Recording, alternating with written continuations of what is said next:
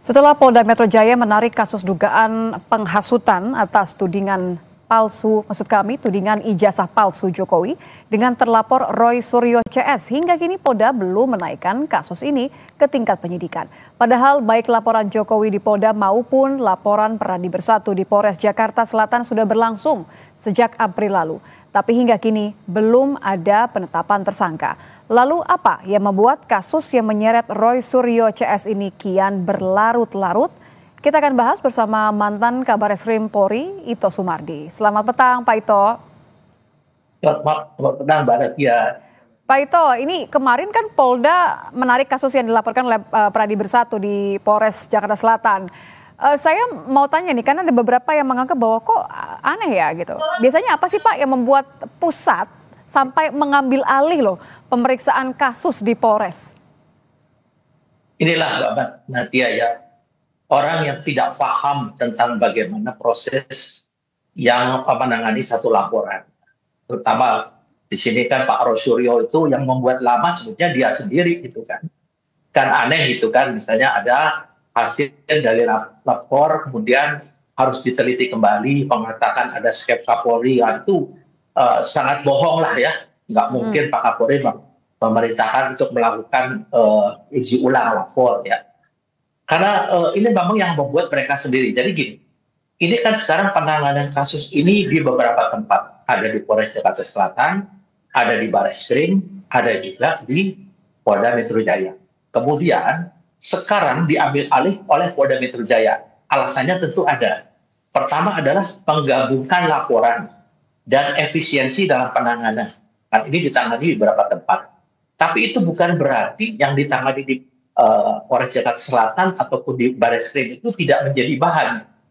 Nah, sekarang kan masih dilakukan penyelidikan ya di Polda Metro Jaya, mengumpulkan, karena di penyelidikan itu ya Mbak Nitya, itu adalah proses untuk bagaimana menemukan minimal 2 unsur pidana yang cukup untuk dinaikkan ke penyidikan.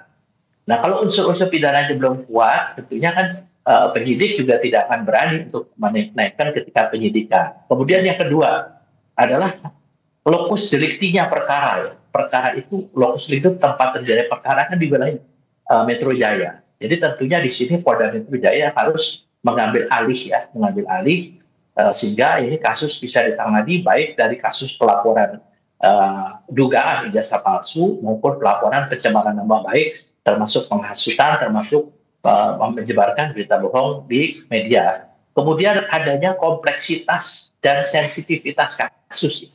Kasus ini banyak melibatkan berbagai pihak, termasuk saksi dan pelapor dari berbagai kalangan, memiliki tingkat kompleksitas dan sensitivitas yang tinggi ya, karena juga menyangkut mantan kepala negara. Tentunya kita juga harus berhati-hati. Polda Metro Jaya ini dianggap memiliki sumber daya dan kapasitas serta pengalaman yang cukup memadai untuk menangani kasus-kasus besar dan strategis seperti kasus ini. Kemudian juga ada koordinasi dengan hasil penyelidikan Bareskrim. Memang hasil daripada lapor itu belum menjadi alat bukti. Yang akan diselidiki dulu kan, di sana masalah autentifikasi dan mengenai penyamaan ya, yang mungkin ini. Kemudian Bareskrim juga kan setelah melakukan penyelidikan. Nah, tentunya hasil penyelidikan Bareskrim ini akan disampaikan ke Polda Metro Jaya.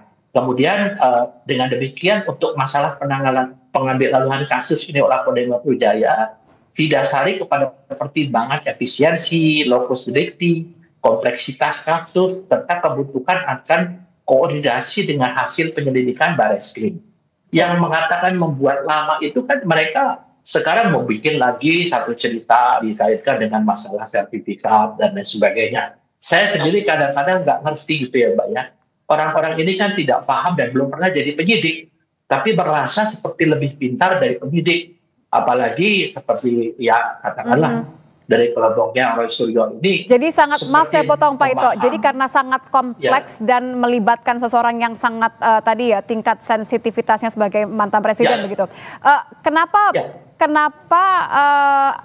terus kesan seperti sulit pembuktian bahwa belum ada penetapan tersangka? Ya sekarang bagaimana menetapkan tersangka kalau prosesnya ini masih dalam penyelidikan. Jadi dalam satu proses penanganan perkara sesuai dengan Perpol Kapolri ya, itu mengatakan bahwa dalam penyelidikan itu pihak polisi harus mencari dua unsur pidana yang minimal ya, dua unsur pidana yang terkait dengan dugaan daripada kasus yang dilaporkan. Nah, jadi di sini nanti sekarang saya yakin teman-teman itu sudah memiliki calon tersangka.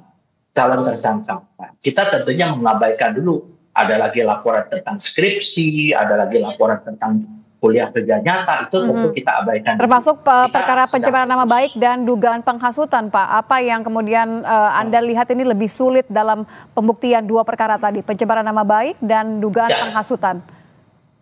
Ya, bagaimana kita mau mengusut pencemaran nama baik dan fitnah kalau tidak ada alat bukti yang memenuhi unsur itu kan, Mbak? Kan sekarang memenuhi unsurnya adalah satu, ijazah itu kalau betul-betul nanti dianggap oleh pengadilan itu adalah asli, maka tentunya itu unsur itu terpenuhi. Nah, sekarang pertanyaan saya, Mbak, ijazah itu kan produk daripada satu lembaga, lembaga. Kalau lembaganya sudah mengatakan asli, kemudian si pemegang ijazah itu menunjukkan kepada pihak polisi OCS, apa dia yakin? Namanya di mindsetnya sudah itu palsu. Nanti kalau diselidiki oleh Barreskrim, kemudian mereka mengatakan bahwa lapor tidak independen, minta di Singapura lah, di mana lah.